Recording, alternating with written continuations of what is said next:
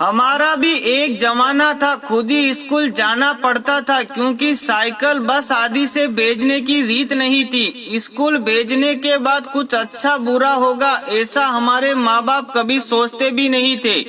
उनको किसी बात का डर भी नहीं होता था। पास ना पास यही हमको मालूम था। परसेंटेज से हमारा कभी संबंध ही नहीं था।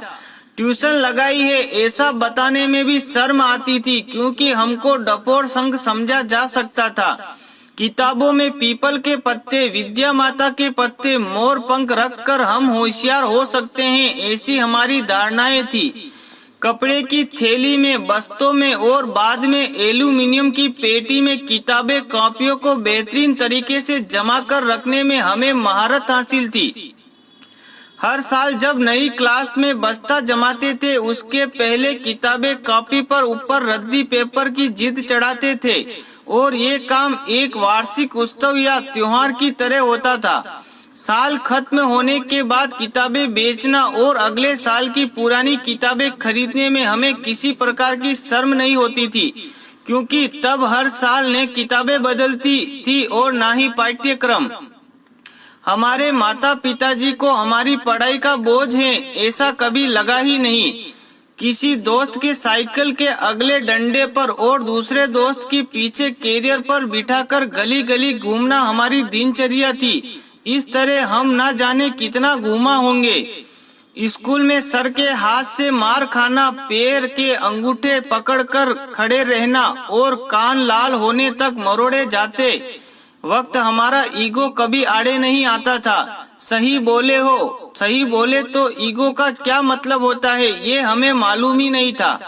घर और स्कूल में मार खाना भी हमारे दैनिक जीवन की एक सामान्य प्रक्रिया थी। मारने वाला और मार खाने वाला दोनों ही खुश रहते थे। मार खाने वाला इसलिए क्योंकि कल से आज कम पीटे हैं और मारने वाला इसलिए कि आज फिर हाथ धो लिए। बिना चप्पल जूतों के और किसी भी गेंद के साथ लकड़ी की पट्टियों से कहीं पर भी नंगे पैर क्रिकेट खेलने में क्या सुख था वे हमको ही पता था। हमने पॉकेट मनी कभी भी मांगी ही नहीं और पिताजी ने भी दी नहीं, इसलिए हमारी आवश्यकता भी छोटी छोटी सी थी। साल में कभी कभार एक आध बार सेव, मिक्सर, मुरमुरे, बेल खा लिया तो बहुत होता था। उसमें भी हमें बहुत खुश हो लेते थे। छोटी मोटी जरूरतें तो घर में ही कोई भी पूरी कर लेता था क्योंकि परिवार संयुक्त होते थे।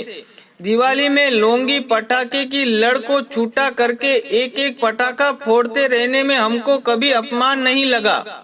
हम हमारे माँ बाप को कभी बता ही नहीं पाए कि हम आपको कितना प्रेम करते हैं क्योंकि हमको आई लव यू कहना आता ही नहीं था। आज हम दुनिया के असंख्य धक्के और टोंट खाते हुए और संघर्ष करती हुई दुनिया का एक हिस्सा हैं। किसी को जो चाहिए था वह मिला और किसी को कुछ मिला कि नहीं क्या पता। स्कूल की डबल ट्रिपल सीट पर घूमने वाले हम और स्कूल के बाहर उस हाफ पैंट में रहकर गोली टोपी बेचने वाले की दुकान पर दोस्तों द्वारा खिलाए पिलाए जाने की कृपा हमें याद है। वे दोस्त कहाँ खो गए, वे बेर वाली कहाँ खो गई, वे चूरन बेचने वाली कहाँ खो गई पता नहीं। हम दुनिया में कहीं भी रहें पर यह सत्य है कि हम वास्तविक दुनिया में बड़े हुए हैं। हमारा वास्तविकता से सामना वास्तव में ही हुआ है। कपड़ों में सिलवटें ना पड़ने देना और रिश्तों में औपचारिकता का पालन करना हमें जमा ही नहीं। सुबह का खाना और रात का खाना, इसके सिवा टिफिन में क्या था हमें मालूम ही नहीं है। हम अपने नसीब को दोष नहीं देते। जो जी रहे हैं वे आनंद से जी रहे हैं और यही सोचते हैं और यही सोच हमें जीने में मदद कर रही है। जो जीवन हमने जिया उसकी वर्तमान से तुलना हो ही नहीं सकती। हम अच्छे थे या बुरे नहीं मालूम पर हमारा भी एक जमाना था। दोस्तों, कहानी अच्छी लगी हो तो कमेंट में जरूर बताएं और कहानी को ज्यादा से ज्यादा शेयर करें। फिर मिलेंगे एक छोटी सी प्रेरणादायक कहानी के साथ। जय हिंद, जय भारत, जय श्री राम। हर हर महादेव।